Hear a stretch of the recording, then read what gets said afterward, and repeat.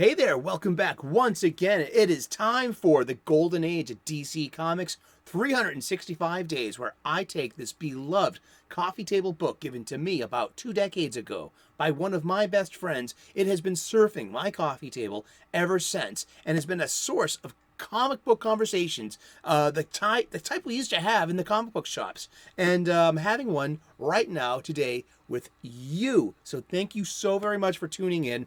The golden age runs between 1938 and 1955. The Silver Age between 1956 and 1970. The Bronze Age, I'm a Bronze Age baby, for between 1970 and 1985. And the Copper Age begins in 1985. I get these definitions from the glossary of the latest edition of the Overstreet Comic Book Price Guide. I feel that's a very fair place to have some standards talking about the ages. I also will suggest these two books, Understanding Comics, The Invisible Art by Scott McCloud, and How to Draw Comics the Marvel Way by Stan Lee and John Buscema.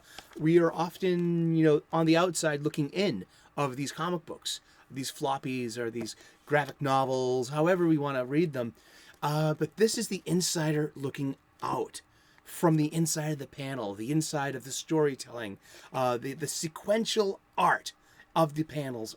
It's just, I love comic books. I love having conversations about comic books, and thank you so much. You are the most important part of this show, this conversation we're having, and I hope you use the links that are provided in the description to the Amazon pages where you can get your own copies.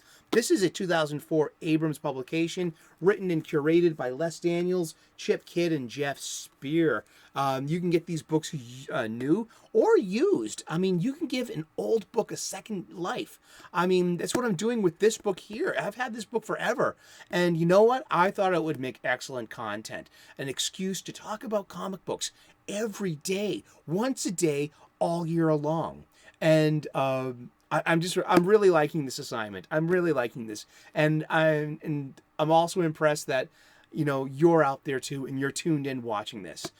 So let's get to it. I'm using this book for its intended purpose. It's a 365-day book, so 365 days book. So I'm going to open up to today's date, which is October the 4th.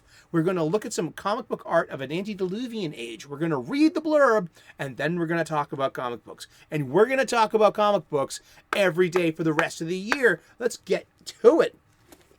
As always, I hope that you are clobbering your problems and not being clobbered by them. Over and out. That's right. That's my DJ voice, huh? This is art by Howard Sherman from the cover of More Fun Comics number 71, September of 1941. And it's Dr. Fate. Look, it's Dr. Fate. He's a big OP. That means overpowered. Magician, mystic of the DC universe, and it looks like he's fighting some kind of, flying, some kind of zeppelin with gun mounts. Who knows? Let's find out. Taking his daily jaunt through the vast reaches of time and infinity, the renowned occultist Dr. Fate encounters a speeding spaceship. Wicked witchcraft was more in his line than alien encounters, which may be why he seems to be frozen in his tracks. Yet the slight stiffness of the figure, the naive vision of the solar system, and the wonderfully retro rocket all combine to produce an image that works a magic of its own. Indeed. Oh, boy, I gotta wet my whistle. Hold on 1 second, please. Be water, my friend. Bruce Lee. Yeah, see what he said.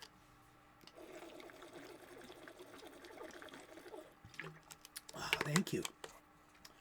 Dr. Fate. I got turned on to Dr. Fate pretty much in the late 1980s when I was reading from issue 1, and this is probably one of my bigger go-to comic books for DC at the time. Over at Marvel, it had been Uncanny X-Men and Spider-Man as well. It was Kevin Maguire, Keith Giffen, and Jim DeMatteis, and his post-crisis, not just post-crisis, but post-Legends Justice League team. Legends was the first company crossover after Crisis on Infinite Earths, and it cobbled together a new team for the Justice League, including the recently acquired Charlton people. So it had Blue Beetle in there. It had the newly created IP, Booster Gold. It had Dr. Fate and Shazam, Captain Marvel. It had Fourth World people like Oberon, Big Barda, and Scott Free, Mr. Miracle. It gave Black Canary a new 80s look. We would call it the Nagel model, if you know what that means. And its Green Lantern was Guy Gardner, and there was Batman as well, and Martian Manhunter, and his love of the Oreo cookie was founded here. And it was a great mixture of great art, pretty good superhero storytelling, and comedy. There was such good, we called it the Bwahaha years, because this is what invented the super team of Blue and Gold. Booster Gold and Blue Beetle, Tad Cord, are a good comic team. Straight Man and the Pratfall, or whatever you want to do it, Abbott and Costello, C-3PO and R2-D2. The list goes on and on, but Martin and Lewis, just two friends who are always bouncing jokes off each other. And Booster and Beetle have one of the most enduring, great friendships in comics, in my humble opinion. But Dr. Fate was there, and it was Dr. Fate, Kent Nelson, the original Dr. Fate. And he's got this tower that has no doors, so you can only get into it through a portal that Dr. Fate creates with his magic. Seriously, yeah. So he's got his girlfriend, and he's pretty aloof, but he's OP. That means overpowered. That means he's one of the big heavy hitters. In Marvel, they would call him an Omega level threat. So I got introduced to Dr. Fate, today's subject, in the late 80s with Justice League International. And those were some really good comic books. And he's actually going to be portrayed by Pierce Brosnan, former James Bond, and in the upcoming Black Adam movie, starring The Rock as the Shazam, the evil Shazam, Black Adam. Mm-hmm. It's going to star the Justice Society of America. You're going to have Hawkman. You're going to have Cyclone. You're going to have Nucleon or Atom Smasher, depending on what identity he's under at this time. And you're going to have Dr. Fate. And it's pretty much the JSA on the big screen for the first time. So yeah, I'm looking forward to that. That comes out later on this month. And hopefully we'll have a mini meetup for that as well, where we're going to have a wet lunch and then go see a movie. And we'll see how many of the Northeast crew gets to meet up for this one. I mean, the week after that is the Orlando meetup. There's a big fandom, meetup down in Orlando the week after that for Halloween itself.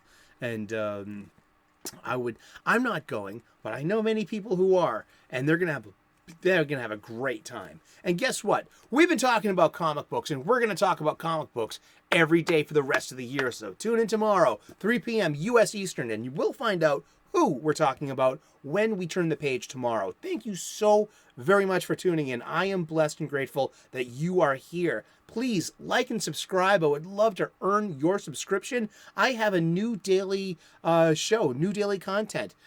Doing the 31 days of Halloween. We're doing a horror movie every day in October. So I want to watch 31 horror movies this month. We're going to talk about them. I love movies. I love horror movies. And I love some horror movies. And I will be taking suggestions for next year too, for next year's 31 days list. So leave them there, please. Tune in there, and leave some comments there. Tell me if you like that kind of content. Thank you so very much. God bless. Namaste. Good luck, and we will see you again tomorrow in those funny pages. Bye-bye.